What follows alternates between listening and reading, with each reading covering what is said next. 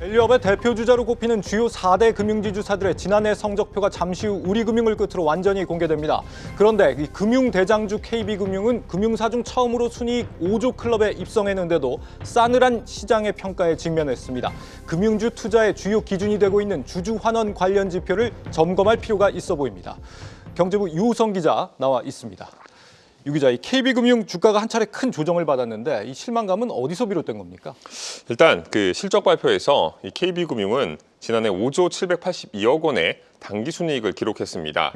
2등인 신한지주보다 5천억 원 이상을 더 벌어들이면서 견조한 성과를 거둔 건데요. 그런데 실적 발표 다음 날인 어제죠. 이 주가가 장중 8.68%까지 빠지는 모습을 보였습니다. 이 KB금융의 순이익은 예상치에 부합했지만 이 주주환원 결과가 실망스럽다는 평가가 나와서인데요. KB금융은 올해 상반기 5,200억 원 규모의 자사주 매입 소각을 포함한 1조 7,600억 원을 주주환원에 쓰겠다는 계획을 발표했습니다. 당초 시장에서는 KB금융이 1조 원가량 자사주를 매입해서 소각할 것이라는 기대가 있었는데 이에 미치지 못했다는 거죠. 네, 보통주 자본 비율 CET1이라고 하는 이 지표가 크게 하락한 게 문제라고요? 맞습니다. 이 보통주 자본 비율은 간단하게 좀 설명을 좀 드리자면 은행의 재무 건전성을 나타내는 지표인데요.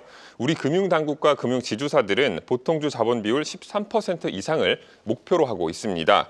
그러니까 13%가 넘는 이 초과 자본은 자사주 매입과 소각, 배당 등 적극적인 주주 환원에 쓸 수 있다는 거죠. 보통주 자본 비율 하락폭은 이 KB금융이 전분기 대비해서 가장 컸는데요. 지난해 트럼프발 관세 우려와 이 전국 불안이 겹치면서 이 환율이 큰 폭으로 치솟았잖아요.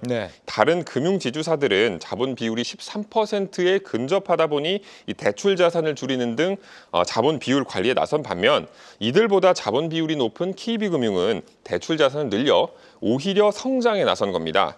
실제 자본 비율 하락폭이 가장 컸음에도 불구하고 4분기 말 보통주 자본 비율만 놓고 보면 KB금융이 가장 높은 수준입니다.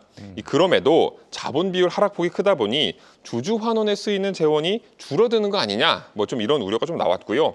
실제로 이번 총 주주 환원율 성장폭을 보면 KB금융이 가장 낮았습니다.